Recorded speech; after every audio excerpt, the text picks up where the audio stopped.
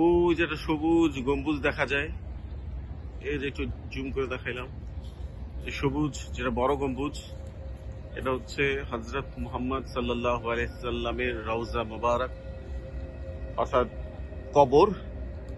এই গম্বুজটার পুরোপুরি নিচেই হচ্ছে হযরত মুহাম্মদ সাল্লাল্লাহু আলাইহি সাল্লামের কবর, তার পাশে হচ্ছে হযরত আবু বকর রাদিয়াল্লাহু তাআলা আনহুর কবর, তার পাশে হচ্ছে হযরত ওমর রাদিয়াল্লাহু তাআলা আনহুর কবর। এই তিনটা কবর একসাথে। আর এটার পাশে একটা জায়গা যেটা জান্নাতের টুকরা বলা হয়, ওখানে আজকে আমরা নামাজ পড়ছি।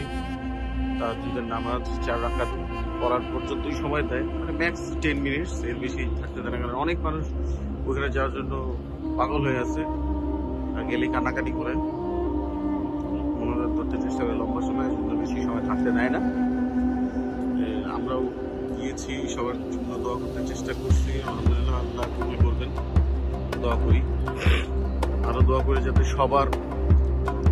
আমরা সবাই যাতে আমরা হজ করতে পারি, ওমরা করতে পারি, আর এরকম একটা সুন্দর একটা জায়গায় আল্লাহ যাতে সবাইকে আসার তৌফিক দেন, তুলে আল্লাহ কাছে দোয়া করি, আল্লাহ সবার উপর নাজরি করেন।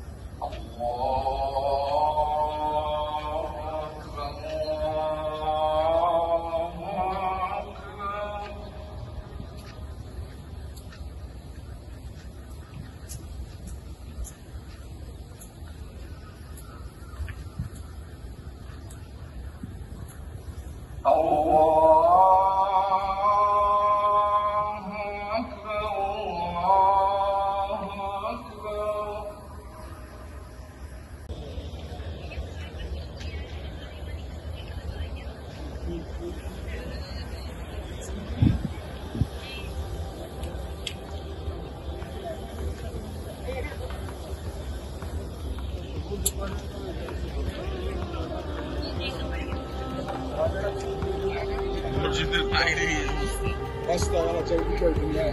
Eu tento assumir.